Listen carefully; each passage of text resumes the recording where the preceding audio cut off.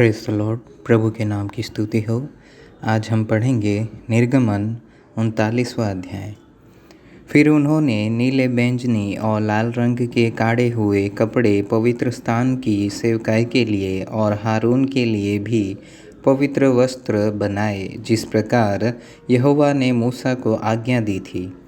और उसने एपोद को सोने और नीले, बैंजनी और लाल रंग के कपड़े का और सूक्ष्म बटी हुई सनी के कपड़े का बनाया।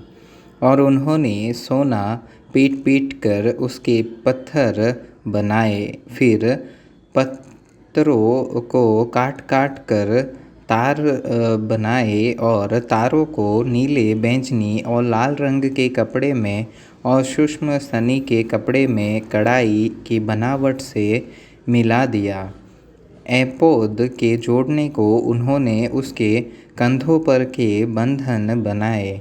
वह तो अपने दोनों सिरों से जोड़ा गया, और उसके कसने के लिए जो काढ़ा हुआ पटुका उस पर बना, वह उसके साथ बिना जोड़ का और उसी की बनावट के अनुसार, अर्थात सोने और नीले, बैंजनी और लाल रंग के कपड़े का और सूक्ष्म बटी हुई सनी के कपड़े का बना, जिस प्रकार यहोवा ने मूसा को आज्ञा दी थी।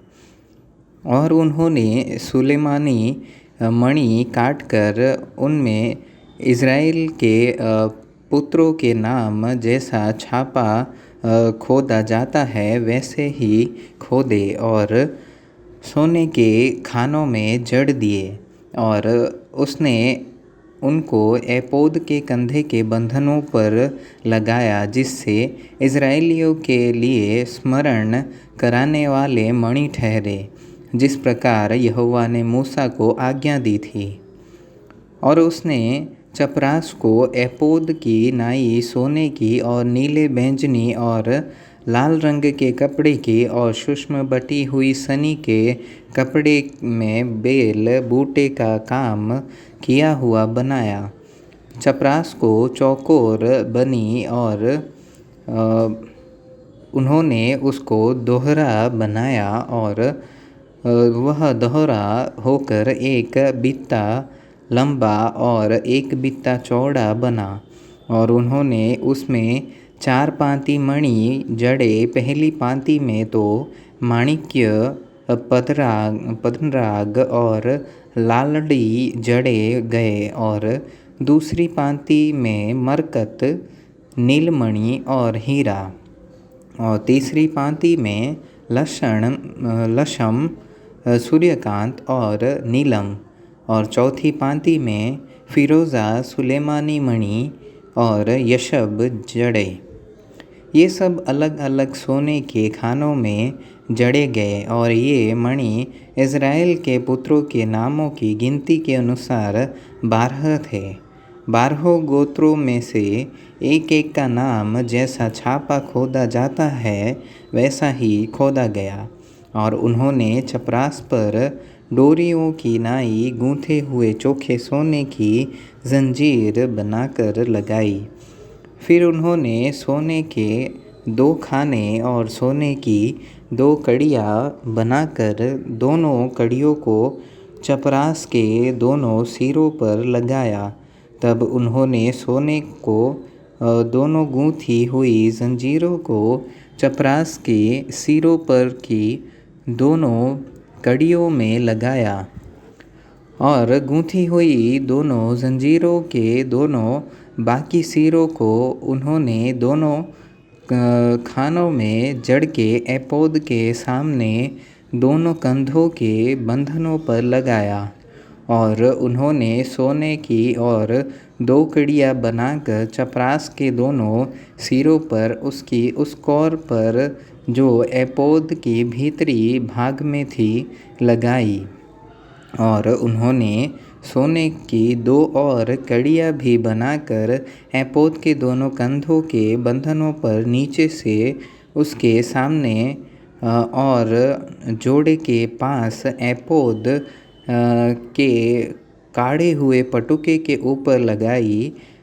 तब उन्होंने चपरास को उसकी कड़ियों के द्वारा एपोद की कड़ियों के में नीले फीते से ऐसा बांधा कि वह एपोद के काढ़े हुए पट्टों के ऊपर रहे और चपरास एपोद से अलग न होने पाए, जैसे यहोवा ने मूसा को आज्ञा दी थी।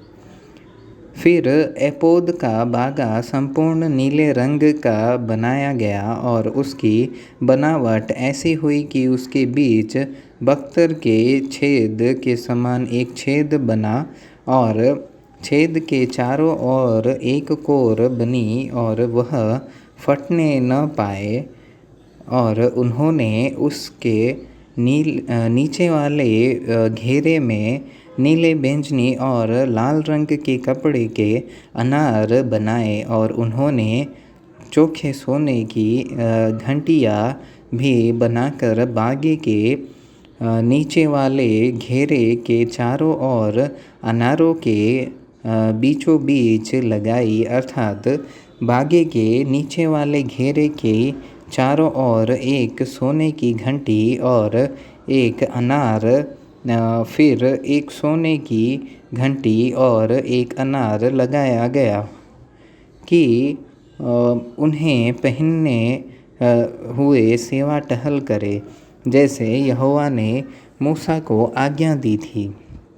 फिर उन्होंने हारून और उसके पुत्रों के लिए बनी हुई सूक्ष्म सनी के कपड़े के अंगरखे और सूक्ष्म सनी के कपड़े की पगड़ी और सूक्ष्म सनी के कपड़े की सुंदर टोपियाँ और सूक्ष्म सनी हुई के कपड़े की जांघिया और सूक्ष्म बटी हुई सनी के कपड़े की और नीले बैंजनी और लाल रंग की कारचोबी काम की हुई पगड़ी, इन सबों की जिस तरह यहोवा ने मूसा को आज्ञा दी थी वैसा ही बनाया।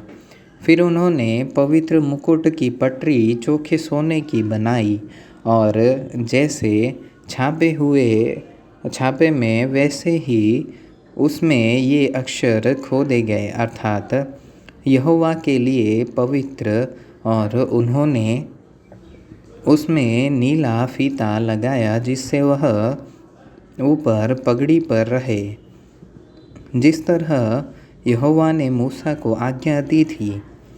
इस प्रकार मिलाप वाले तंबू के निवास का सब काम समाप्त हुआ और जिस जिस काम की आज्ञा यहोवा ने मूसा को दी थी इज़राइलियों ने उसी के अनुसार किया।